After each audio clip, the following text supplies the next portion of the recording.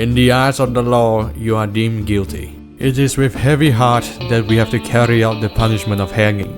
May God have mercy on your soul. Well, there you go. Blacking out anytime soon. At least it'll be painless, right? If done correctly, you die by breaking your neck. So that means immediate death, right? No.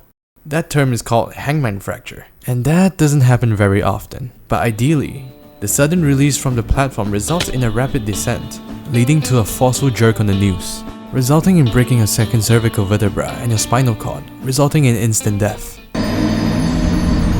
Well, consider yourself lucky if that happens, because one study by Forensic Science International showed that only a small minority of judicial hanging resulted in a hangman's fracture. Only 3 out of 34 people that were executed by hanging died in an instant. The others suffered. Hold on. Suffering? So how does it feel? The occurrence of hangman fracture highly depends on various factors, like the length of the rope. If the rope is too long, there's a risk of extreme outcomes like decapitation, which look barbaric. If the rope is too short, it might not allow for effective asphyxiation or the desired hangman's fracture, potentially leading to prolonged suffering, which also look barbaric. Your brain goes into a state of shock due to the initial drop, triggering a surge of stress hormones and a heightened alertness. The feeling is pretty much like a roller coaster ride. The sudden drop does the same thing.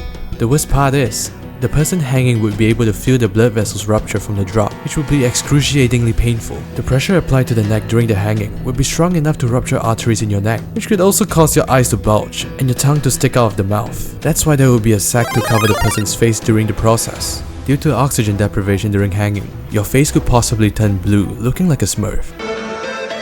The term, which is called cyanosis, this also commonly happens to heart attack victims. On the bright side, all this sounds scary. So could you survive hanging? Rarely. But in year 1803, a guy by the name of Joseph Samuel was sentenced to be hanged for forgery in England. After the hanging, it was discovered that he was still alive when his body was being prepared for dissection. Samuel later recovered, but wasn't sent to be executed again. Instead, he was sent to Australia as a convict, which at the time was common to send convicts to Australia, and it played a big role in early development and construction of the Australian colonies. Thanks, convicts. We would also like to thank you for watching. Leave a comment and like, and subscribe if you enjoyed our videos. See you in our next one.